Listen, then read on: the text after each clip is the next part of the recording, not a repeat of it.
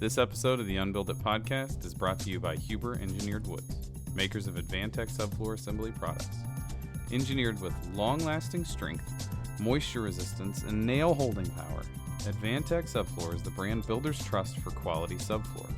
Combine the strength and moisture resistance of Advantech panels with the bonding power of Advantech subfloor adhesive for a solid, even subfloor assembly, perfect for a variety of floor applications. Follow along with builders and their Bringing Their A-Game campaign on the Advantech Subflooring YouTube channel, at Huberwood on Instagram, and their new website. Visit advantechagame.com. Thank you, Huber Engineered Woods. This week's episode of the Unbuild It podcast is also sponsored by the Midwest Building Science Symposium. The Kansas City BS and Beer Group is hosting Steve Basic and myself, Jake Bruton, for a one-day seminar on building science, control layers, and constructible details in Kansas City, Missouri, September 16th, 2020. We hope to see you there. It's a free event. Thanks to all the sponsors of the event. We're trying to make this accessible content. So all you have to do is go to bsnbeerkc.org and find the Midwest Building Science Symposium link, and you may register for free there. So we hope to see you in Kansas City. Welcome back to the Unbuild It podcast. Before we start the show today, I had a couple bookkeeping things I wanted to get out of the way. I'm Jake Bruton, and I wanted to let you know that you can contact us through our website, theunbuilditpodcast.com. You can send us an email to questions@unbuilditpodcast.com. You can find Steve Basic on Instagram. It's Steve Basic Architect, Stephen Basic Architect on Instagram. Peter is Building Right Peter on Instagram. With a W. And I am Jake. Yes, with a W. And Jake.Bruton on Instagram. And please go to iTunes, leave us a 5-star review, and write a review if you really want us to know how you feel. Please, nice things only. We get enough flack off of each other. That's right. We don't need it from you guys too. So I wanted to let those things go today, and completely off topic. This is totally, we didn't discuss this while I was doing that little ad read. The rock quarry around the corner from my house blasted, and I don't know if you could hear it on the microphone, but I had this conversation with a neighbor yesterday, and he was like, "Did you hear that? It sounded like an earthquake at noon." And I was like, "Yeah, you're just not home during the day normally. It's quarantine, so you're home." They do that every day. What are they? Are they quarrying limestone? Let's start the podcast. Yeah, so it's a quarry for limestone and a concrete plant in one facility. So that's completely off topic. But I am going to kick it to Peter because today we are going to talk about sensitivity. Yes. Take us away, Peter. I'm out. This is all about getting in touch with our sticky selves.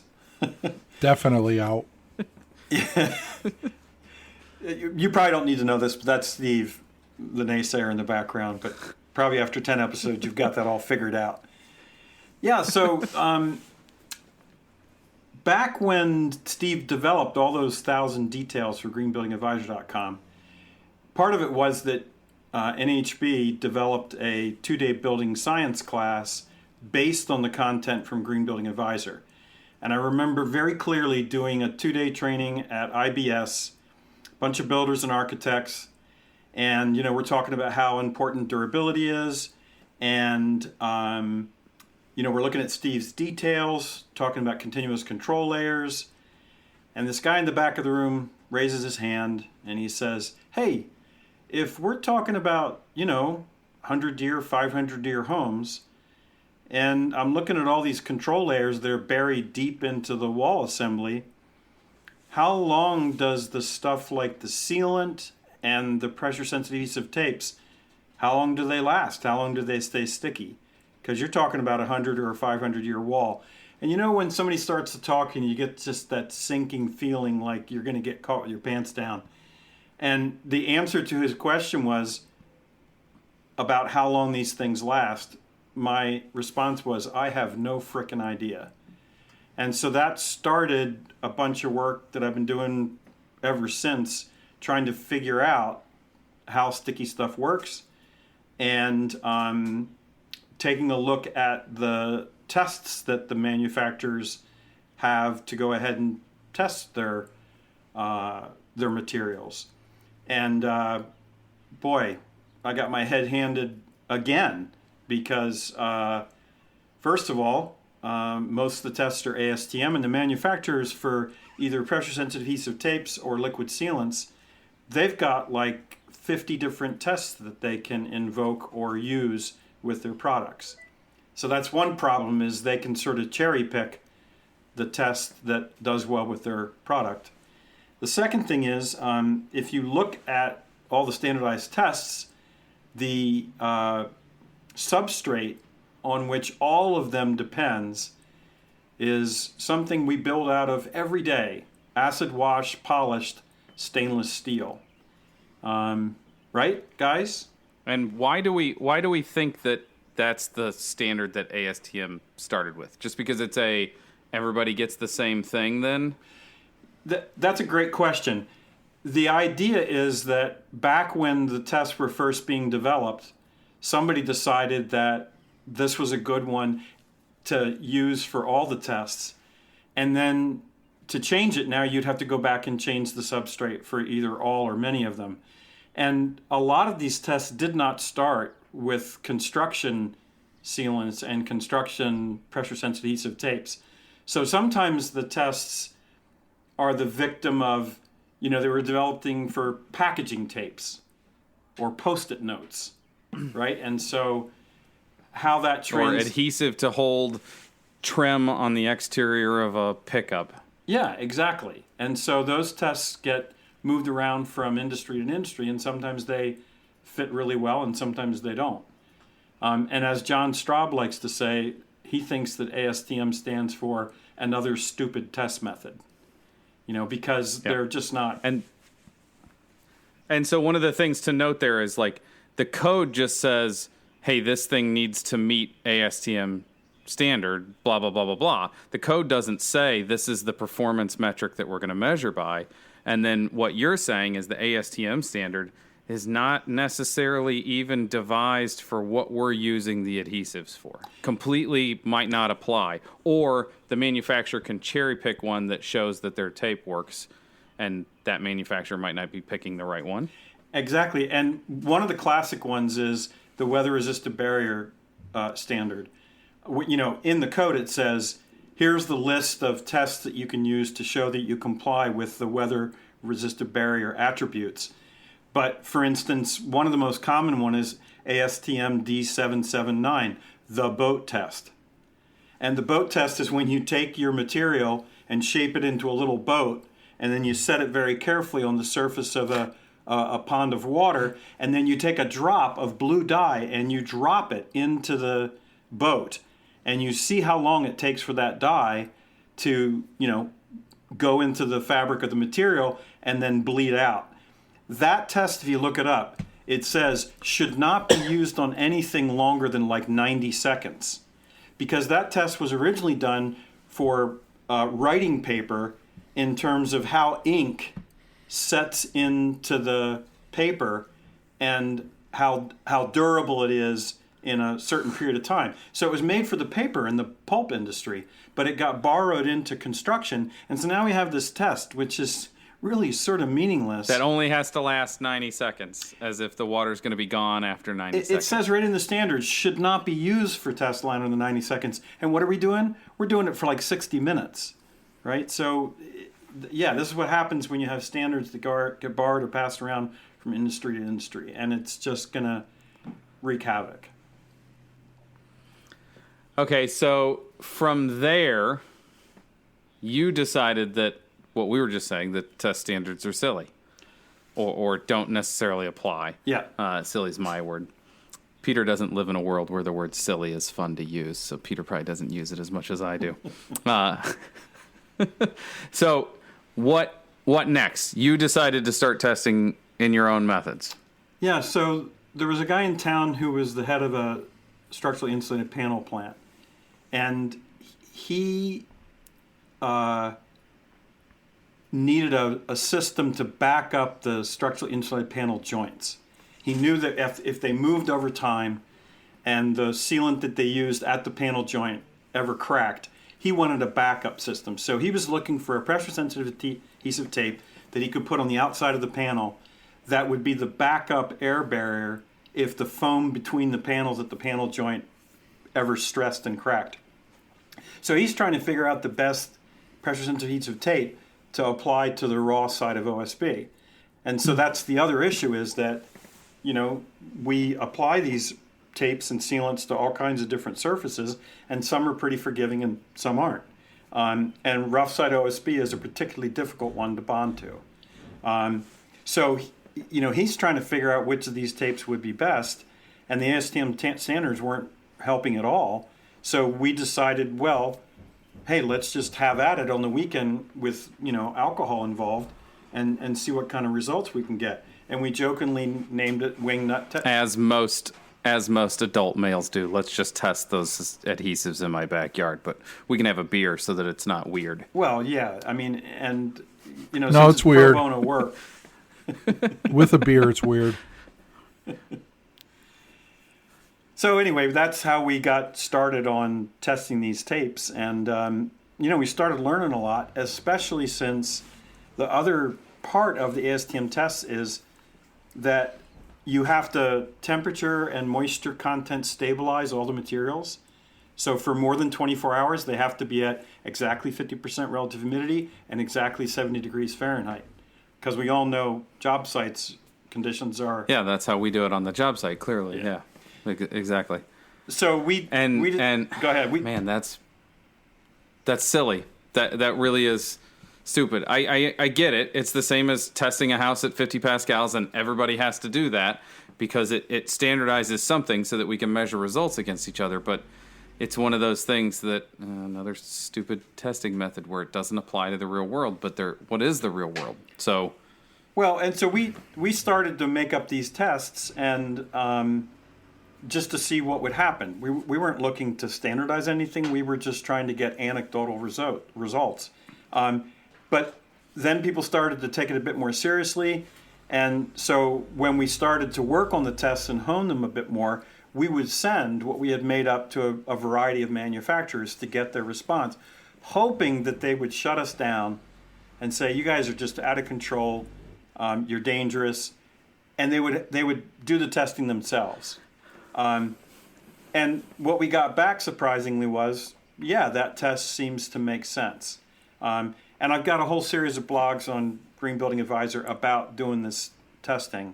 But, you know, surprisingly, or maybe not, our industry needs, you know, benchtop testing that mimics real conditions on the job site. Because the very first thing it says is that the surface has to be clean, has to be the right temperature, and it has to be dry. Well, there you go. How often are those the conditions when you are at the job site? Which even the manufacturers will say, well, the surface needs to be dust-free, it needs to be swept off, and it needs to be between X and Y for temperature, and you can't apply this tape in the rain or that adhesive in the rain, or that one's okay to be applied as long as the water's not puddled. And there's that argument that the manufacturer is the one that has to stand by the warranty, so we have to listen on some level to what they say.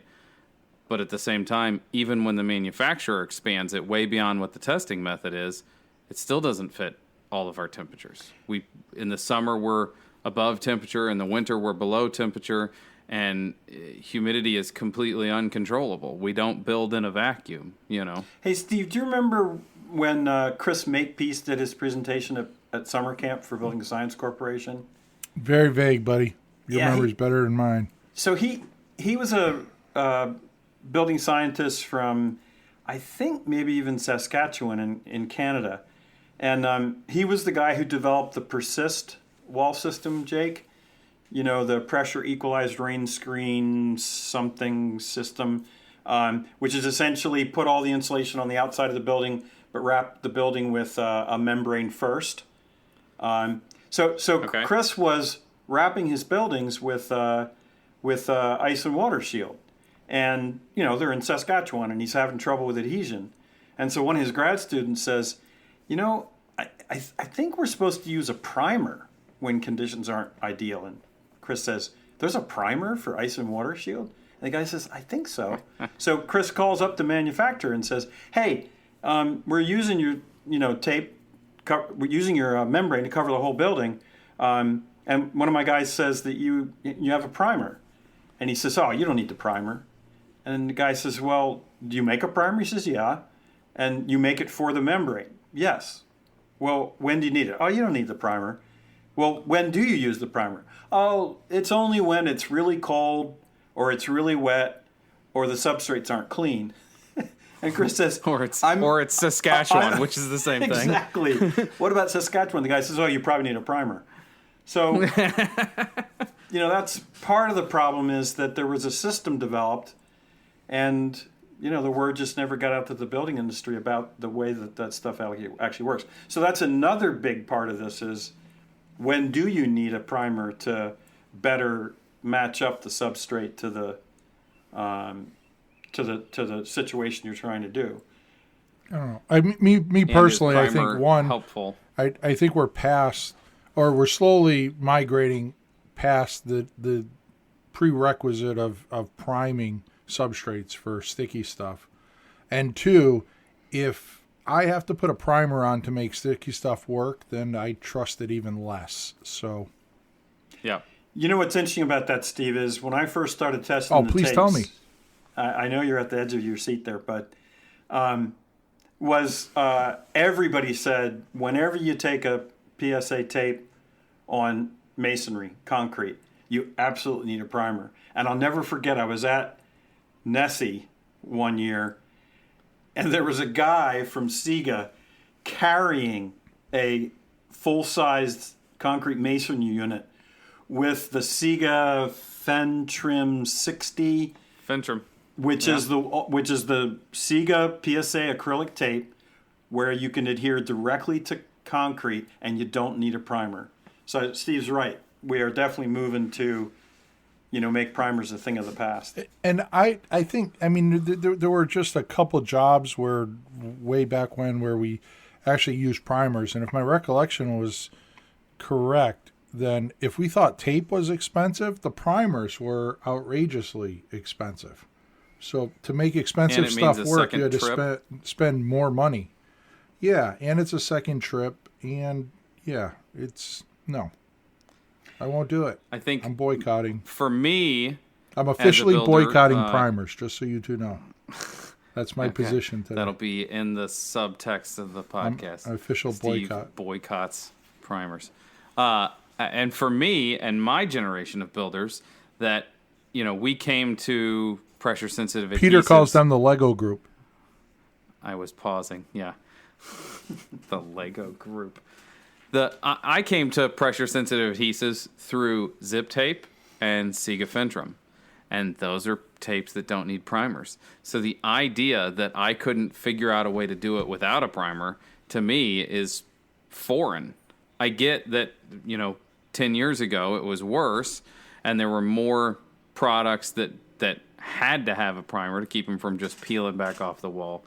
But now it's just like, I don't know. We'll find a way around that. We'll find a different way to do that.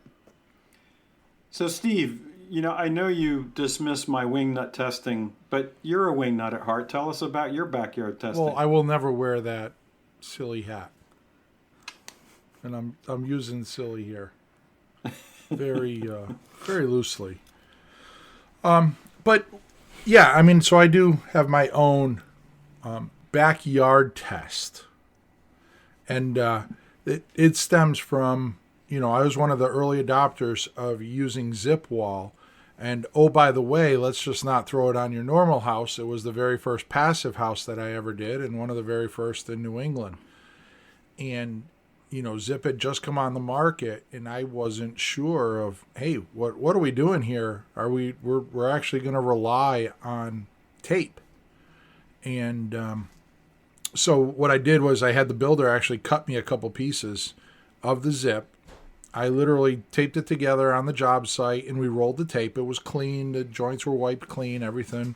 And the tape was actually applied with some pressure so that it wetted successfully. And I threw it out on my wood pile. And, if you follow me on Instagram, occasionally I throw an update out on there. I've been meaning to think about doing just a live walkout on Instagram where we go out to the wood pile and check it out just to see, so we can all see it. But basically, you can go out to my wood pile right now, look at it. We're closing in on 11th year, and it was like it was taped yesterday. You cannot. That tape is aggressively bonded. You'll pull the OSB apart before you get the tape off that joint. And so you got new testing you're going to be working on too, right? And I have some new testing. I was just at a project, and I had one of the framers. He was nice enough to take a sheet and cut it up into a bunch of 8x12 pieces. And I don't know, I have a dozen of them, and I grabbed a roll of zip tape. But one of the things that I wanted to test personally, and these aren't official tests by any means. I can't apply an ASTM unless we call it another Steve's test method.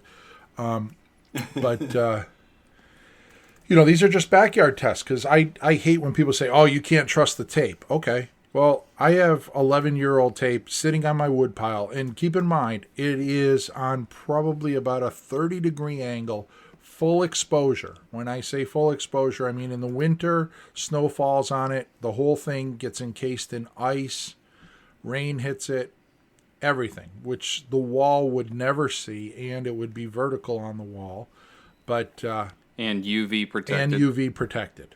And so this is fully exposed, and it's performing that well. But yes, Peter, I'm going back out there. I have all these new pieces in the roll, and what I was going to do was put together maybe a half dozen new tests of all the kind of common mistakes, if you will. Right. So right. I'll build in a fish mouth that literally funnels water into the joint to see how it goes. I'll take one and I'll run a vertical piece and do the wrong or inverted shiplap to see if that joint does fail over time. And I'll just throw these. I'll have to cut some more wood to make my wood pile a little bigger. But yeah, we'll throw these all out there, and then I'll have 6 or 7 of these tests just sitting out there. And the two green ones, that the original zip, I would guarantee the two pieces of zip are going to deteriorate beyond and just fall apart before the tape section falls apart. Yeah. It's just because I didn't tape the edges, so there is some edge swell, there's some delamination. But again, this is full exposure, ice and snow, UV. It's totally not protected. But that tape is, and when you look at it, you can see the micro contouring of the green film underneath the tape, showing through the tape. I mean, it's fully bonded, and it's extremely aggressive. So, and Jake, that was one of the ideas, was that the moral of the testing that I did was, hey, look, I don't have money to do this. It's not statistically significant. We need a whole bunch of people out there doing wing nut tests so we can gather more information. And that's when I learned, for instance, that Walsh Construction out in Seattle has a whole garage full of, there must be 1,000 test setups they've done for how different liquid sealants apply to different substrates. And the reason they did that was because, same reason, the ASTM tests are useless. So they set up their own testing wing nut sort of for liquid sealants, which we also rely upon an awful lot. I mean, I get that question all the time. People message me, what's the best sealant for this? Or, hey, I found this acoustical sealant. What do you think? Well, what I think is you should squirt, 3 12-inch long beads of it down a sheet of zip wall and throw it out on your wood pile for a couple weeks and go back to it and see if it's rock hard, if it hardened any, did it develop a skin, what does it look like, did it fall off the zip, is it still attached, is it still aggressive? You can get a lot of answers, right outside the back door. I get annoyed when there's all these people, oh, you can't do that, or nail holes in zip. It's like building a house too tight. Can we please just get over it? I built a whole house out of zip, covered over the windows, taped the joints, left the nails by themselves, took the house to, I don't know, probably like 120 pascals, and we couldn't get the nail heads to bleed air. Never mind water. We couldn't get air to move through it. So let's get off of that. So, Steve, the other thing is that in your spec or maybe your execution section, you tell builders, hey, look, before you go applying this tape, wipe it down. You set them up for success with how they need to apply the tape. How do you put that in your documentation? I mean, it's right in my wall section. I'll call out like R6 zip sheathing, all joints to be wiped clean, dried, taped, and then rolled. So that's right on your drawings. It's right there. Everywhere I have a zip comment, I have the requirements for installation. How many framers do you think actually read the whole wall section? Not many, but I'm guessing that the quick naysayers are the ones that don't install it right.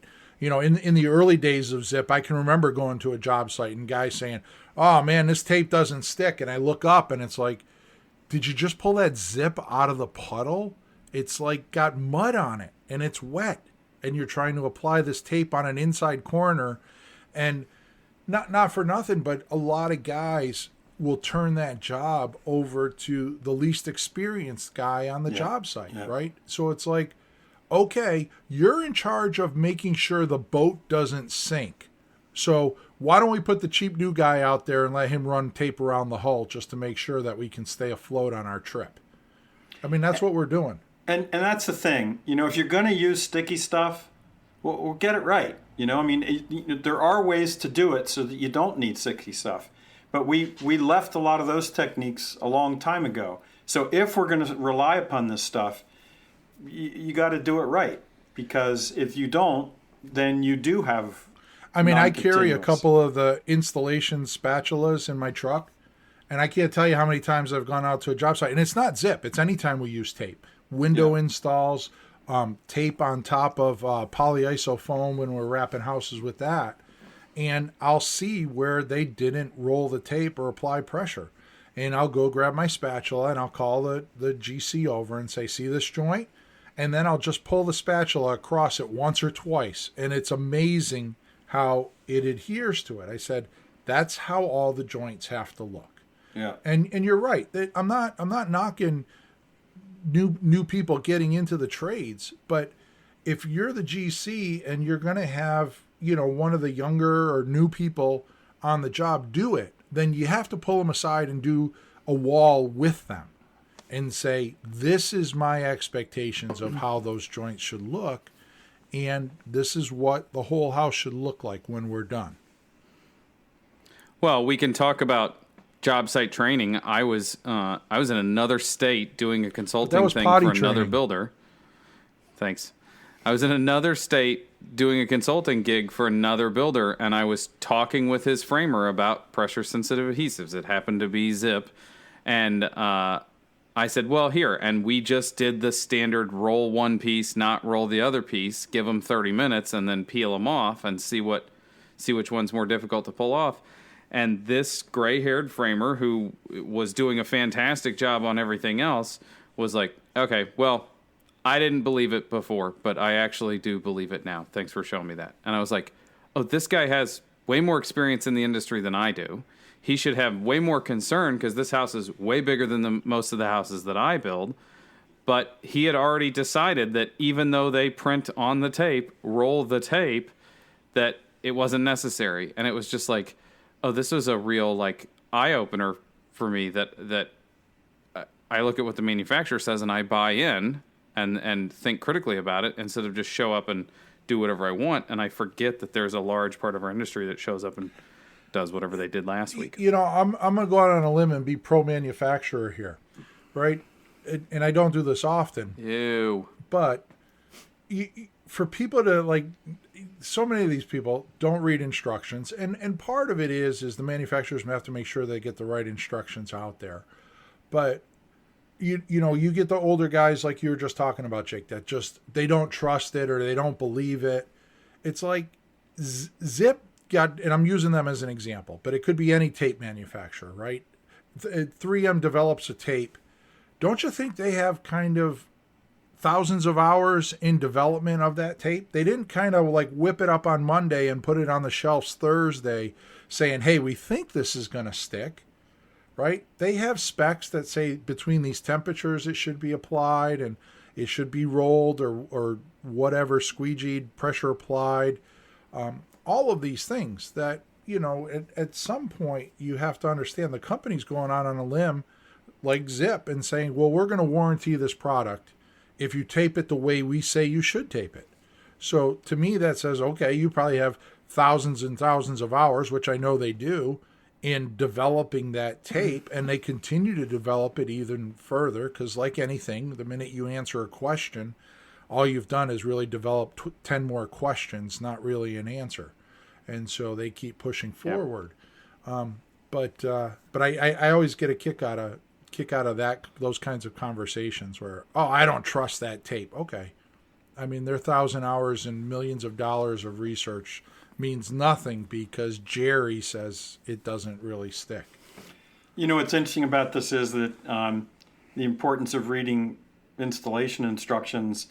I'm involved in 2, legal cases right now. And once you peel back and decide that you're going to micro analyze what's happening on a building, the number of times you can find something as simple as they didn't follow the manufacturer's installation instructions, because can't walk more than 5 feet. Well, and there's, when you do legal work, it's did you follow the drawings? Did you comply with the code?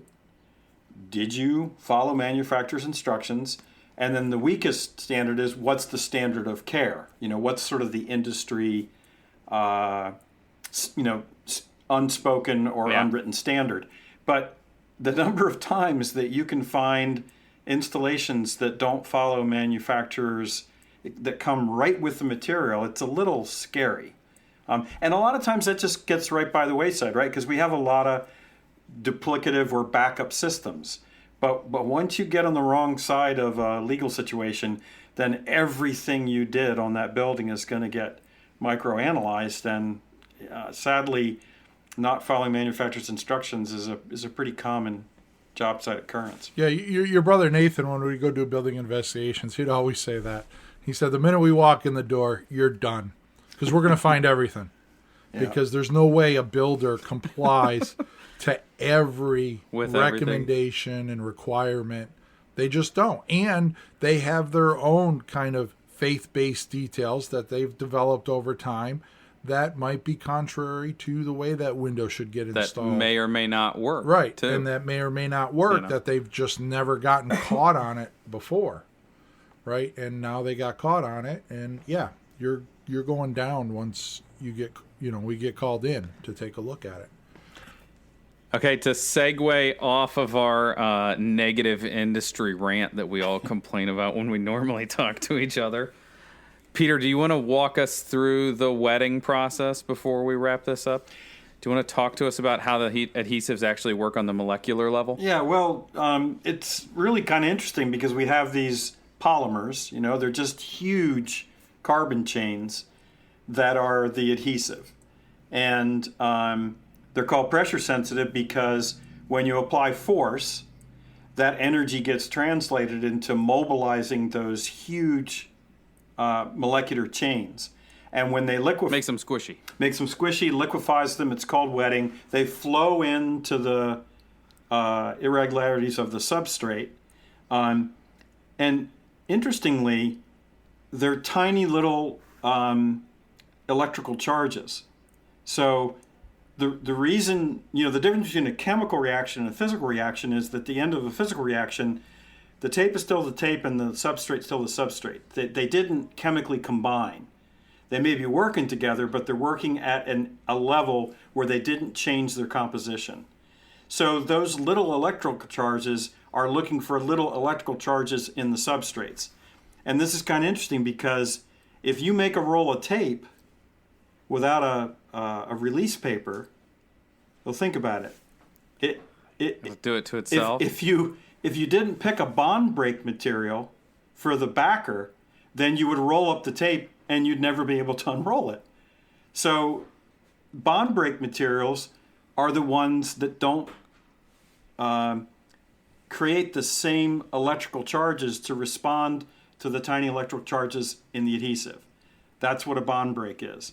And so if you get really, really aggressive adhesive and you change your backer to a non-bond break, now you got to have a release paper, right?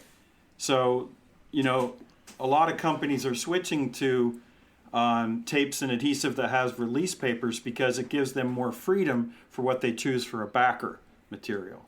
But it's kind of cool because sometimes that attraction of the small electrical charges, when you peel the tape off, it gets released as light energy as opposed to just mechanical or temperature energy. And it's called triboluminescence, and you can actually take duct tape, certain types of it, go into a dark closet and rip it apart real fast, and there'll be a blue spark. And that blue spark is the energy that you rolled into that is now being released, and it's being released as light energy. So these are all party tricks, man. You can get invited to a lot of places. Very interesting. I did want to say one thing quickly about this testing. I've been concerned that when we do single-piece membrane sill pan flashings, the stretchy ones like Huber's Zip Stretch Tape, DuPont's Flex Wrap, and 475 Proclima's Exto Seal. Those are all single-piece sill flashings that we stretch and bend in 3 planes. And so at the corner, at the outside corner of the sheathing, when you have to pull that, like distort it to get it to adhere, there's a tremendous amount of stress built into that corner. Way more than in the field. Yeah, so I'm actually working with all 3 of those tapes right now to try to evaluate what stress we are introducing at those corners. For instance, Zip doesn't say how much you should stretch the stretch tape when you wrap a corner. And that stuff stretches like crazy. So ideally what you'd want to do is only stretch it as much as you need to, because the more you stretch, the more stress you place into the corner. So, well, I think with all 3 of those too, Peter, there is a definitive process that you need to adhere to install them. So I've personally installed a lot of windows and put those in. And what I always do when I am demonstrating that in working with builders is we take the rough opening, I cut it, roughly 8 to 12 inches longer than the sill length so I can turn it up the edges. But I fold it in half and put a mark at the midway point, and I have a midway point marked on the sill. Yep. So I align those. I start at the sill, and I take it all the way into the corners of the sill and jamb. Yep. And then I bed it into the back dam, and then I stretch it. So I never stretch it first, because then you're trying to fit it into that back corner of the back dam and trying to get the corner of the sill and jamb. Thinned it out. And you've already thinned it out, and now you're trying to take something that's, 60% of what it was and make it even thinner. So, and like you said, then you fold it over the corner, and I try and look for like 1.5 inch bite. I'm not saying you have to get 4 inches. Just fold it over the corner, make the water turn the corner. And we've done some, and I've actually, posted pictures on Stephen Basic Architect on Instagram, but where it literally looks like, kind of a furniture type installation where it's so tight and they're against it. But it's the order in which you stretch it, I think, plays a major role, and how you apply that stress that you're talking about.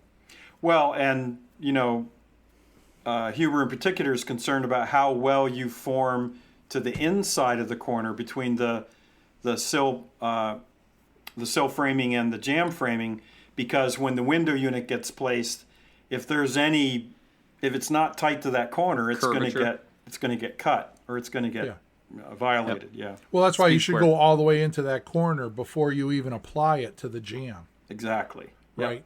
Yep.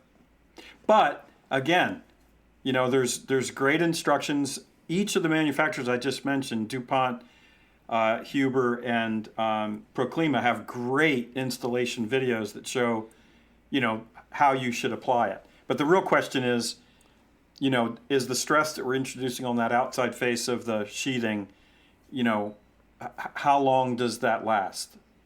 Because of that extra bend and stress that we're placing in there. So here, I'm going to quiz you guys. I mean, we're all familiar with zip. Do you think if I correctly tape zip and do a correct sill flashing there with stretch tape, do you think it lasts 50 years? Do I? Yeah. Do each of us? Yeah, to each of you. This Yeah. is a quiz. Pay attention. I'm going to go first. I think I'm going to say probably not, but neither is the window. So Well, we no. have I don't want opportunity to replace it. clarifiers from you. I just if I have a green box, okay, here we go. We got to play these games. I go out in my yard and I build an 8 foot by 8 foot by 8 foot tall green box. I put a shingled roof on it and I tape the vertical joints with zip tape, and then I put a clapboard rain screen over it. When I come back in 50 years, does that tape look like the day it was installed? Does it look slightly degraded in your opinion, or did it fail sometime long before the 50 years? I think it'll show a little. I think the seam tape specifically for them is going to show a little bit of age, just because of the temperatures that it's exposed to and the temperature cycle that it's exposed to. But I think the seam tape would still be sticking.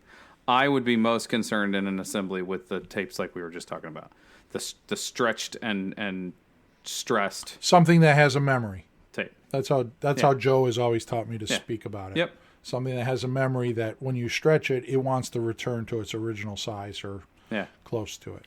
So Peter, question to you: 8 by 8 green box. I tape it. 50 years later.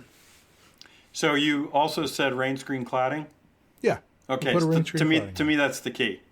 So, two things about a rain screen cladding is that it takes a lot of stress off of the system because the space between the sheathing and the backside of the cladding allows that to equilibrate. You don't get temperatures that are quite as high.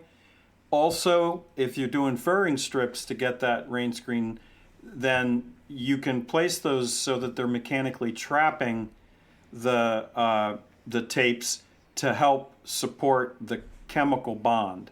So I think some of this is going to depend on if at the highest stressed area do you have mechanical trapping.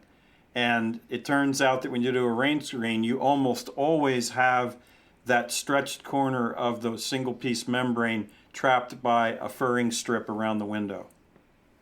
Yep. Okay, so you Makes guys sense. always bring these clarifiers on me. So let me clarify further. Let's take the rain screen out of it. Let's build an 8 by 8 box. We'll put asphalt roof shingles on it and tape the joints and leave the joints 100% fully exposed. How many years do you give it, Peter, before you see water intrusion on the inside where the tape has failed? I don't know. No, I'm asking what's your professional building science opinion? The only time I've kept track of sticky stuff empirically is on my own house, and I currently have a 20-year proving cycle. So I would say at least 20 years because that's all that I've seen in my own study. So- if I ask myself the question, I would say probably I would give it 30 or 40 years. I'd put money down on that. But after that, I probably would say it might work, but I wouldn't put money on it. But 30 or 40 years, most definitely. I have those two little pieces at 10, 11 years, and it's great. That's going to last, that's easily going to last another 20 years. And all of this gets tempered by the idea that we are promoting maintenance and we are promoting that things will get upgraded in the houses. So in the next 50 years, it's more than likely that the siding will be replaced and we'll have access to those things, and the windows will be replaced and we'll have access to those things. And I'm not sure if I see very many occasions where, I mean, I guess depending on your assembly, I could see it, where your adhesive is completely unattended to for 500 years. Yeah, I mean, the 500-year house, I've written about that before. I don't quite buy into it because, I mean, the oldest house... It's a great PR term. Well, it is, but the oldest house that I've ever worked on, the original house was built in 1690, was the oldest house. And it's probably one of the older houses that I know in New England. There might be a handful that are older. No, but probably not. There aren't many as old as that. And so when you're talking, and what are we talking there? That's 310 years, 330 years, sorry. 330 years. So that's not, that's 60% of the way or 65% of the way of a 500-year house. Yeah. Yeah. So you're going to touch it long before that time is up. I guess what I was trying to get to with my little quiz to you two was like just a way of extracting a professional opinion about, do we trust tape, right? I mean, I do. And like you said, Peter, I trust tape, but I trust it more when I put a rain screen on it. And I trust it even more when the 1x3 furring strips go over the stretch tape and attach it. So, that redundancy is super helpful. When we challenge our assemblies less. Yes. And what we do know is if you don't put it on right, it's not even good for 2 years. So if you're going to bury all these details, gosh darn it, do it right.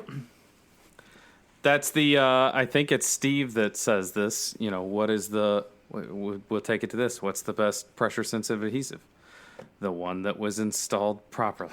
Yeah. I mean, we've never, right, Peter, we always talk about this. We've never done a building investigation that was because things were successful, right? They failed, and they didn't fail because of the material 99% of the time.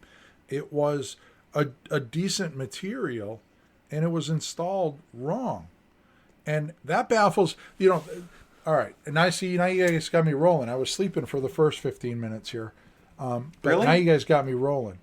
Yeah. But the thing that's even more aggravating when you do a building investigation, like if I pull up and you're using a piece of crap house wrap and it isn't even taped and it's very lackadaisically stapled and it fails, then I feel good because, all right, that was designed for failure.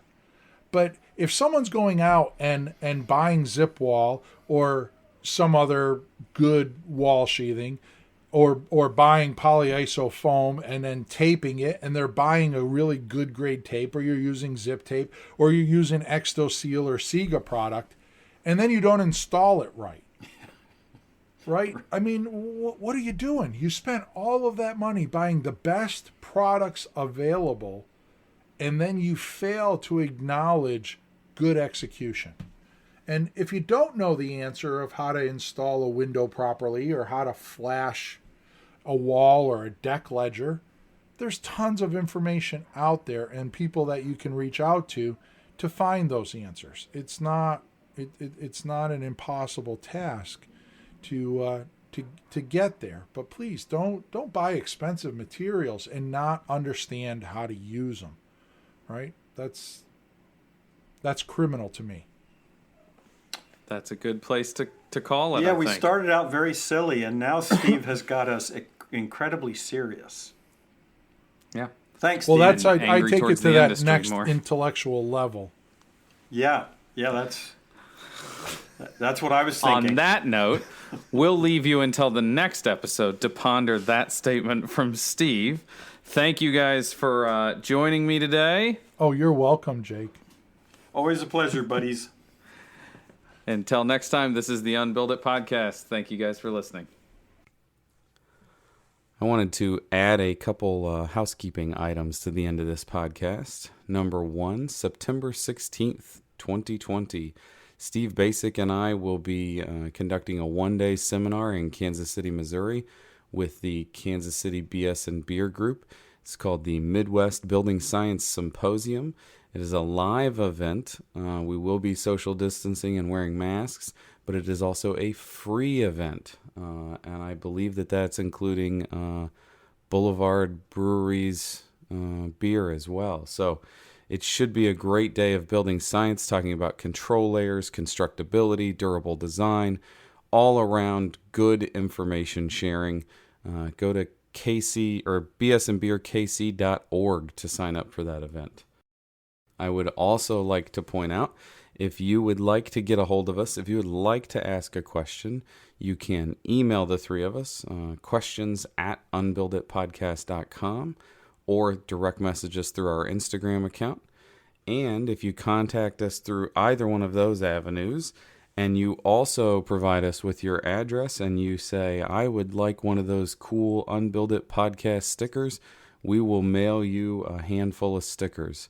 We're trying to spread the word about this podcast, and our idea here is podcasts aren't spread through paid advertising campaigns. They are spread through word of mouth because people care about the content. And so we want you to share a sticker, share the podcast with a friend, share it on Instagram, help us spread the word, and continue to grow the podcast. So until next time, questions, Midwest Symposium on Building Science, and stickers if you want them. Thanks for listening.